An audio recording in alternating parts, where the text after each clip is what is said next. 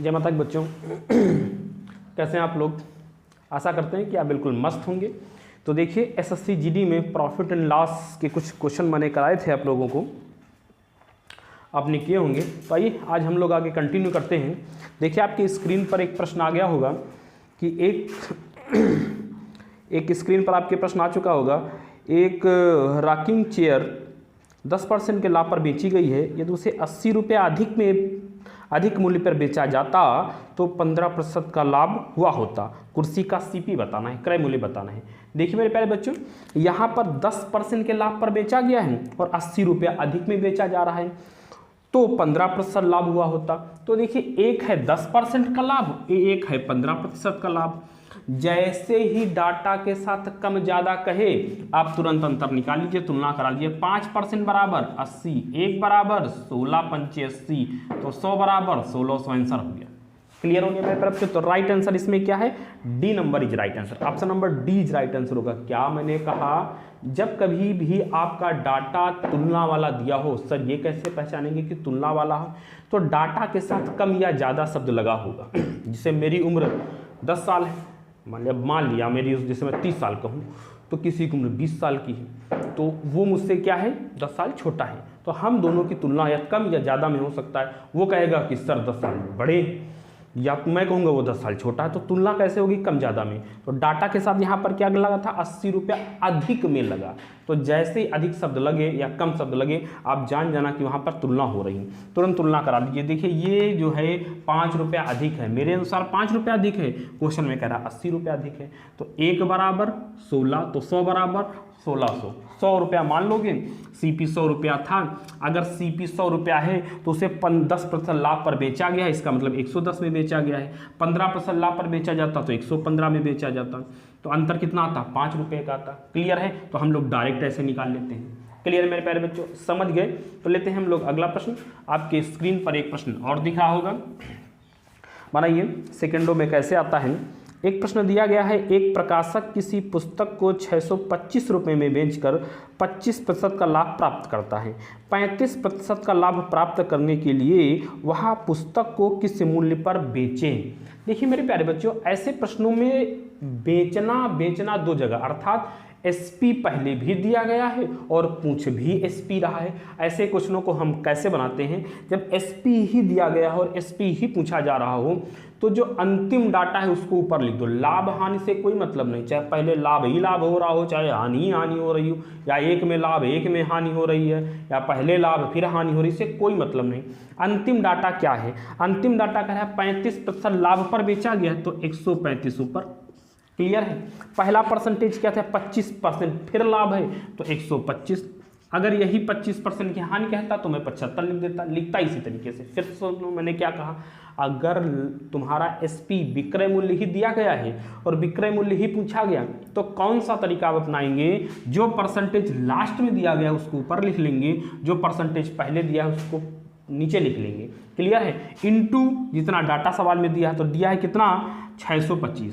625 कर लेंगे, कैलकुलेशन करा लेंगे, आंसर आ जाएगा। काटिए, 25 पंचे 125, 25 दूना 50 और 25 चक्कू 100, 25 पंचे 125, ये 55 25, 55 25, 5 3 15, 15 2 17 और 5 1 कम 5 1 6, कितना आ गया? 675 इज राइट आंसर। तो option number C is right answer हो गया। क्लियर हो गया मेरे प्यारे बच्चों? समझ में आ गया? तो आपने क्या सीखा कि अगर कभी एसपी दिया गया और एसपी ही पूछा जा रहा है तो हम सेकेंडों में कैसे निकालेंगे? जो अंतिम डाटा है उसको ऊपर, जो प्रारंभिक डाटा है वो नीचे, इनटू डाटा, कैलकुलेशन करा लेंगे, आपका उत्तर आ जाएगा। क्लियर मेरे प्यारे बच्चों?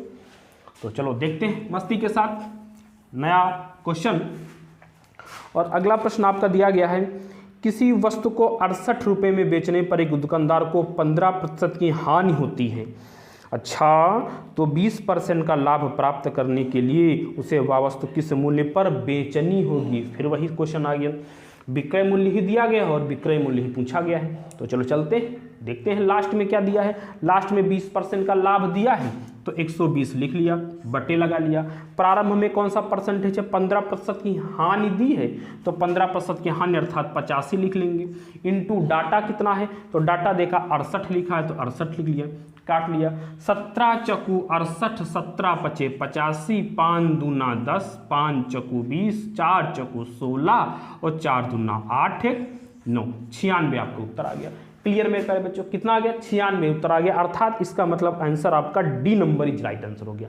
क्लियर है बच्चों, समझ में आ गया? तो कैसे अगर विक्रय मूल्य दिया गया है, विक्रय मूल्य निकालना तो कैसे सेकंडों में निकालेंगे, समझ में? तो आइए लेते हैं एक और प्रश्न, देखते हैं। आपके स्क्रीन पर एक नया प्रश्न आ चुका होगा। सवाल में कह रहे हैं कि एक सब्जी विक्रेता थोक बाजार से 4500 रुपये में सब्जियां खरीदता है, सीपी दिया है। यदि ओवरहेड खर्च क्रय मूल्य का 4% हो, 4% और खर्चा हो जाता है, ठीक है, या तो 4% निकाल के इसी में जोड़ दीजिए, नया सीपी प्राप्त कर लीजिए, तो 15% का लाभ कमाने के लिए उसे किस कीमत पर सब्जी बेचनी होगी। देखिए मेरे प्यारे बच्चों, यहाँ पर आपको क्या निकालना है? एसपी निकालना है। यहाँ पर हो क्या रहा है? 4% का एक खर्चा आ रहा है, उसके बाद 15% का लाभ कमाना है। या तो आप इसमें कर लीजिए इस सवाल में कि 4% निकाल करके कितना, जितना सीपी हो 4500 रुपये दिया गया, उसका 4% निकाल लीजिए, जोड़ दीजिए, एक नया सीपी बना लीजिए, उसके बाद सूत्र डायरेक्ट लगा दीजिए, कौन सा? एसपी वाला। एसपी बराबर CP into profit loss upon 100, इस तरह लगा लीजिए। या मैंने एक तरीका भिन्न वाला भी बताया था, आप उससे फ्रैक्शन से भी निकाल सकते हैं। या आप इसको एक नए मेथड, मैंने बड़ा फेमस मेरा मेथड है लाइन मेथड, लाइन मेथड से भी इसको लगा सकते हैं। आइए देखिए, आज मैं इसको लाइन मेथड से आपको लगा सिखाता हूँ कैसे लगते हैं। तो सीपी कितना दिया था?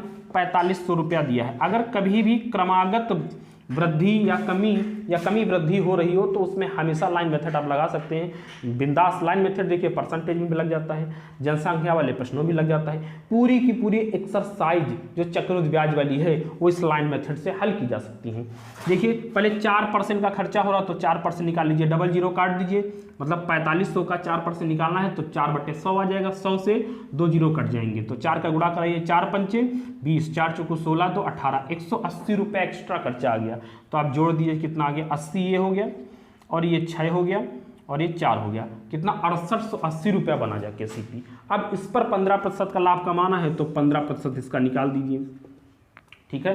तो 15% निकालेंगे तो ये जीरो आ जाएगा। अगर मैं यहाँ पर अलग से निकालना चाहूँ तो 4680 इंटू 15/100 कर लेंगे। अगर डायरेक्ट यहीं पर निकालना चाहें तो देखिए जीरो ये आ गया, 15 8 120, जीरो आ गया, 12 आपका कैरी हो गया, 15 छक्का 12 पंचे बरछंग, सॉरी ये 15 है, 12 तो कैरी आया है, तो कितना आ गया? 15 पन्ना 75, 15 छक्का 90 और 90 और 12 मिलकर कितना हो गया? 102। तो 102 ये आ गया, 10 ये हो गया, ठीक है। और 15 चकू 60, 60 और 10 मिलकर कितना हो गया? 60 और 10 मिलकर कितना हो गया? 70 हो गया। तो ये 2 जीरो तो आपके कैंसिल हो जाएंगे, 702 बचेगा। तो 702 जैसे आप जोड़ेंगे कितना आ जाएगा? ये 2 हो जाएगा, ये 8 हो जाएगा, 6 6 12 1 13 हो जाएगा और ये 5 हो जाएगा, 5382 हो जाएगा। क्लियर मेरे प्यारे बच्चों, 5382 हो जाएगा। समझ में आ गया? 5382 हो जाएगा। एक बार फिर से मैं बता दूं, देखिए मेरे प्यारे बच्चों क्या था? 4500 का 4% निकाला, 180 आ गया, आप जोड़ दीजिए, कितना आ गया? 4680 आ गया। इसका 15% निकालेंगे तो ये तो अलग निकाल लीजिए, यहीं पर जोड़ दीजिए, तो 15 0 0, 15 8 120, कैरी आपके 12 आ गए, ठीक है, एक जीरो लिख लिया, और 15 छक्का 90, 90 और 12 मिलकर 102 हो गए, 2 हो गए, और कैरी 10 आ गया, 15 चौको 60 और 60 10 70 हो गया। जैसे आपने जोड़ा कितना गया? 53 82। तो 53 82 किस ऑप्शन में दिया था भैया? 53 82 दिया था बी नंबर में। तो B number is right answer है। पूछ रहा कीमत सब्जी कितने में बेची जाएगी? तो 5382 रुपये में सब्जी को हम लोग धराशायी कर देंगे, बेच देंगे। क्लियर है? तो इस टाइप से इसको लाइन मेथड से भी आसानी से आप बना सकते हो। चलते हैं एक नए क्वेश्चन की ओर। एक नया प्रश्न आपके सामने दिया होगा। एक व्यापारी अपने सामान पर क्रय मूल्य से 20% अधिक मूल्य अंकित करता है, अपने ग्राहकों को बिल में 10% की छूट भी देता है, तो वह कितने प्रतिशत का लाभ अर्जित करता है? देखिए मेरे प्यारे बच्चों, जब ऐसे ही आपके अंकित मूल्य वाले प्रश्न आ जाएं तो यहाँ पे आप बना लेना क्या? सीपी, पीपी, एसपी, प्रॉफिट या डिस्काउंट या लॉस, ऐसे आप बना लेना, ठीक है। एक लाइन में लिख लेता हूँ, जब कभी भी आप टॉपिक पूरा पढ़ना तो ऐसे आप बना लेना। अब सवाल में देखिए कह क्या रहा है? कह रहा है क्रय मूल्य से 20% अधिक अंकित करता है। इसका मतलब पहले उसका क्रय मूल्य कुछ रहा होगा, हमने मान लिया 100 रुपया, तो 20% अधिक अंकित करता मतलब 120 रुपया अंकित करता है। अच्छा, 10% का डिस्काउंट देता है, 10% का डिस्काउंट दे रहा है। तो देखिए डिस्काउंट हमेशा किस पर दिया जाता है? जो प्रिंट प्राइस होता है। प्रिंट प्राइस मतलब एमआरपी पर दिया जाता है। प्रिंट प्राइस पीपी कहने में आसानी, इसलिए मैंने लिख लिया, वैसे एमआरपी है, ठीक है।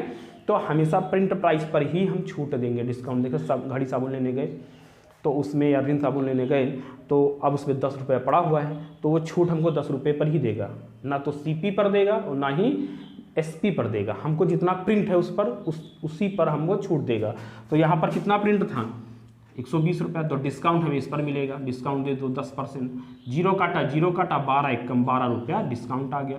तो 108 रुपये का सामान वो बेच रहे हैं, हमें छूट 12 रुपये की मिल रही है।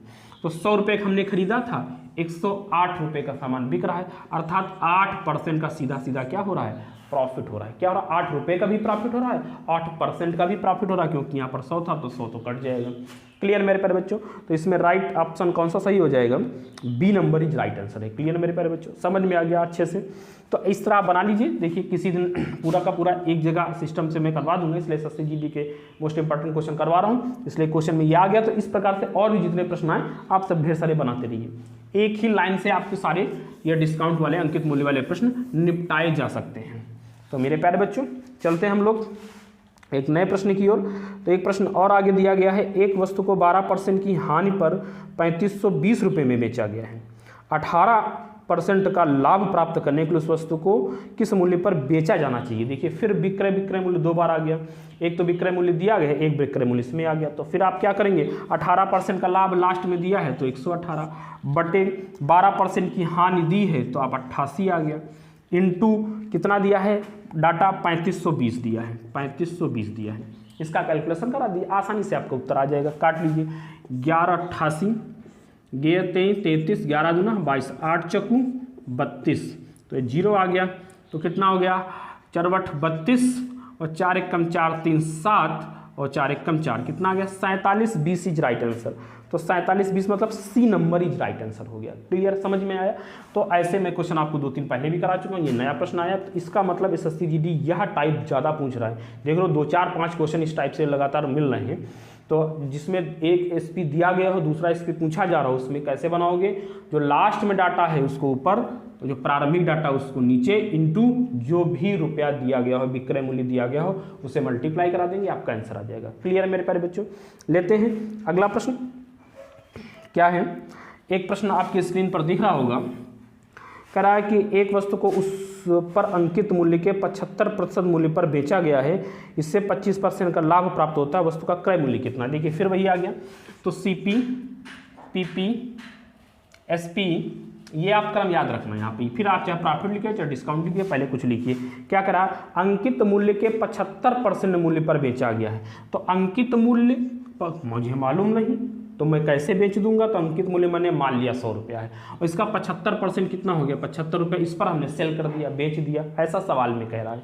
अच्छा 25% का लाभ भी होता है, लाभ जो होता है वो 25%, ये सवाल कह रहा था। आपसे CP निकालने के लिए कह रहा है, CP कैसे निकालेंगे, तो CP निकालने का बड़ा आसान तरीका, मैंने सूत्र भी आपको बताया है कि जब CP आपको निकालना है तो क्या होता है, SP × 100 upon profit and loss, इस सूत्र से भी लगा सकते हैं, या हमने और भी तरीके आपको बताए हैं, फ्रैक्शन वैल्यू, उससे भी आसानी से निकाल सकते हैं। देखिए अगर सूत्र विधि से निकालेंगे तो कैसे आएगा, 75 × 100 अपॉन प्रॉफिट कितना हो रहा है 125 का, आसानी से काट दीजिए, 25 पंचे 125, 25 चक्कू 100, 15 पन्ना 75, 15 चक्कू 60, 60 रुपये आपका क्या आ गया, CP आ गया।